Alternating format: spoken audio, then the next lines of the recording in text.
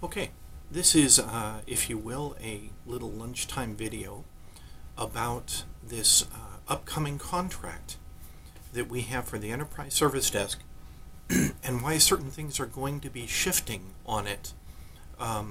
Let me point out that current contracts and older contracts typically used a method of payment that would involve a certain amount of money for a certain number of months to equal the contract amount. The difference is that we have no set amount of money.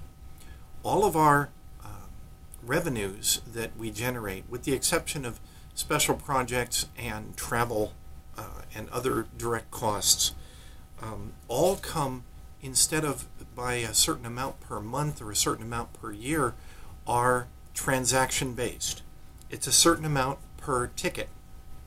That being said, it is in our best interest to open and quickly resolve as many tickets as possible.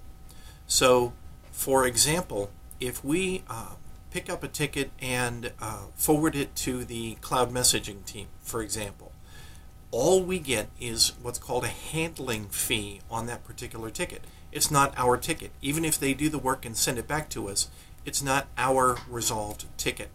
So for work that we do within the team, we're going to be trying to bring as much as we can back to this team, and specifically Tier 1 if we can do it, so that Tier 1 becomes our number one source for resolved tickets.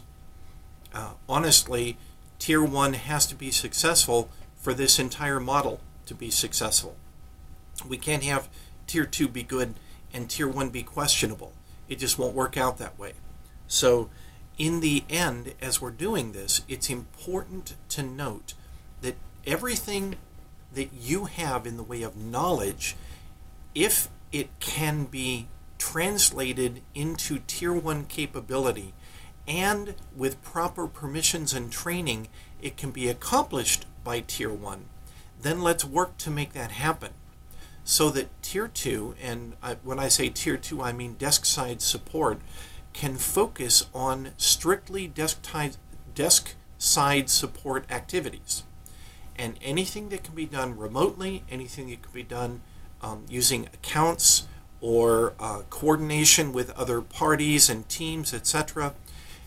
If we could do it at the Tier 1 level, that's what we need to do. So just be thinking about it that way. In the end, Tier 1 has to become more powerful, has to become more capable, have to be trained better, and have to have more accessibility and rights in order to do things at the point of first contact. That measures success more than anything else, first contact resolution. And that doesn't mean create a ticket and forward it to Tier 2.